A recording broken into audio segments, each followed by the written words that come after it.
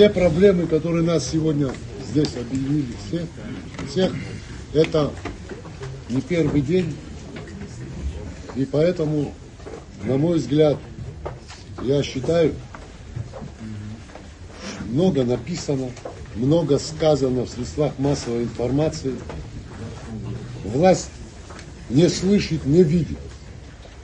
Сегодня депутатский корпус принимает, думаю, самые такие для народа болезненные темы, и решаются эти вопросы. Мне кажется, что помимо очередного обращения, призвания, может, забегаю я вперед, вот сегодня надо принять такое решение, чтобы какая-то определенная группа уважаемых людей, героев Абхазии, людей, которые переживают за нашу страну, были делегированы до вашего вот этого 28-го или какого там, эта сессия будет, я не знаю, должны прийти в парламент и требовать от имени народа, именно требовать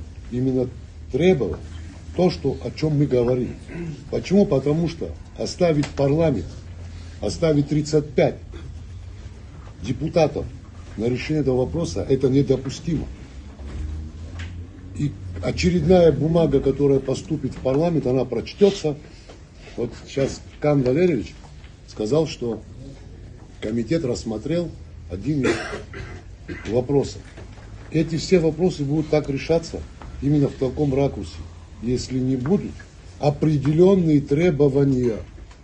Вот тогда эти требования могут перерасти, как сказали здесь, и в какие-то другие требования, и к какому-то сходу, и к каким-то определенным последствиям. Нужно переходить к требованиям. Это вот мое мнение, я его несколько раз повторяю. И считаю, что в парламент должна быть собрана такая группа и пойти не в день, а намного раньше, чтобы сказать, это видение нашего народа, это мнение большей части нашего населения, вот в тех, и не только вопрос, который сегодня будет обсуждаться в Пицунске, и комплекс всех вопросов в том числе. Мы пришли, требовали вам выставить, а потом уже будем говорить и думать, как поступать именно в тот день. Вот что я хотел сказать. Тому спасибо за внимание.